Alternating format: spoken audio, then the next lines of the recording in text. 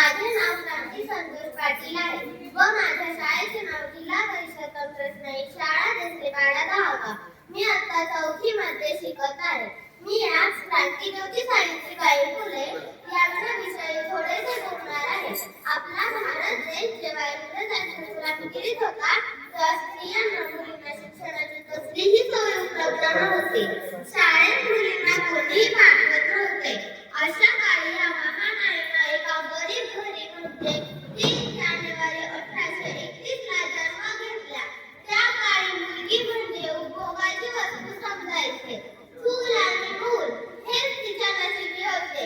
परंतु महान क्रांतिकारी महात्मा ज्योतिबा फुले यांनी सावित्रीबाईंसोबत सन 1840 ला लग्न केले.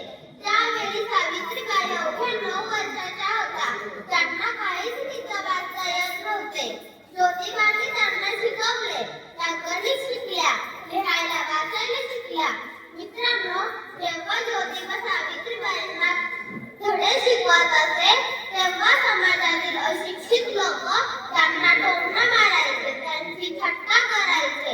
तरीही त्या घाबरल्या नाही, कारण त्यांची मनापासून शिक्षण घेण्यासाठी तयारी होती.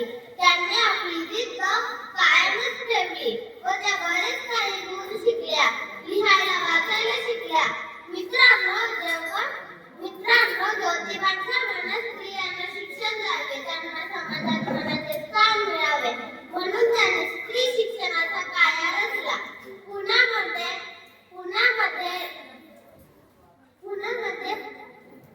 1848 ला मुलींची पहिली शाळा उघडली.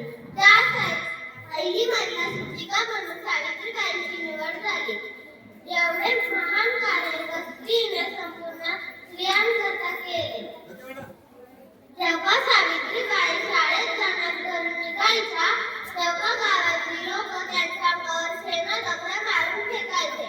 बरेचदा बाईंचे कपडे खराब व्हायचे, परंतु मनात जिद्द असताना त्या घाबरल्या नाही व शिक्षण सुरूच ठेवले.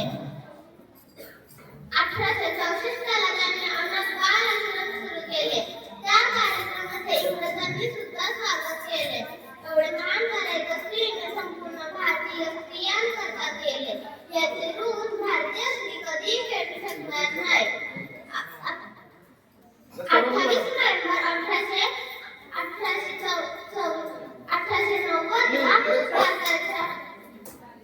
28 नोव्हेंबर 1890 ला पेठच्या सावित्री ज्योतिबा गावले व 7 वर्षानंतर 10 मार्च 1817 ला भारताच्या पहिल्या महिला शिक्षिका सावित्रीबाई फुले यांनी शेवटचा श्वास घेतला.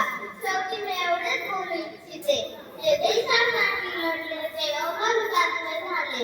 सोडिले सर्व संसार, सोडिले सर्व खंडार. एवढे बोलून मी माझे 2 शब्द संपवते.